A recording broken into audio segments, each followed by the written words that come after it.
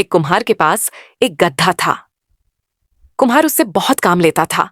इससे गधा बहुत परेशान था। उसे कम से कम खाना मिलता था। सुबह सवेरे कुम्हार उस पर बैठकर मिट्टी लेने चला जाता।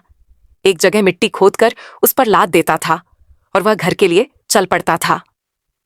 कुछ दिन बाद बरसात शुरू हो गई। कुम्हार ने अपनी पत्नी से कहा, बरसात शुरू हो गई है ना, तो अब मिट्टी मिलेगी ना, अब बर्तन सूखेंगे, अब इस गद्दे का क्या करें? 4 महीने तक इसे खिलाना मेरे बस की बात नहीं। कुम्हार की पत्नी ने कहा, आप चिंता क्यों करते हो? आप गांव के बाजार में जाकर खड़े हो जाओ। बाजार में व्यापारी आते हैं, उन्हें सामान ढोने के लिए खच्चर की जरूरत होती है। आप इसे ले जाकर इससे बोझा उठवाइए, इससे पैसे भी मिलेंगे और इसके खाने की चिंता भी नहीं करनी पड़ेगी। कुम्हार अगले दिन बाजार में पहुंच जाता है। वहां से वह बोझा तय करके गधे पर रख देता था। खाली समय में गधा अन्य गधों के साथ खड़ा रहता था। गधा दूसरे गधे से कहता, भाई, तुम्हारा मालिक भी क्या ऐसा ही करता है? मेरा तो बहुत मेहनत करवाता है।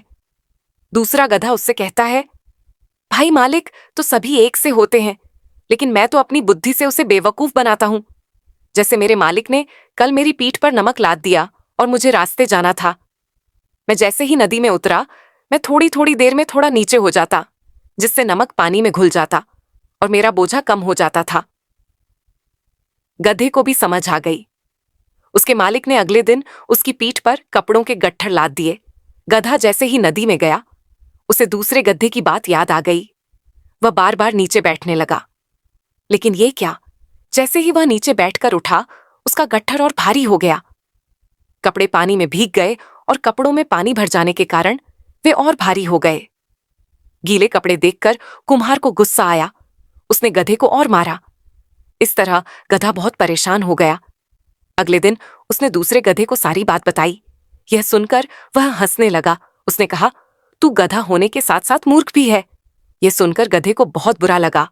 उसने सोचा, इसकी बातों में आकर पिटाई भी हुई, ज्यादा बोझ भी उठाना पड़ा, इससे तो ईमानदारी से काम करना ही ठीक है। शिक्षा।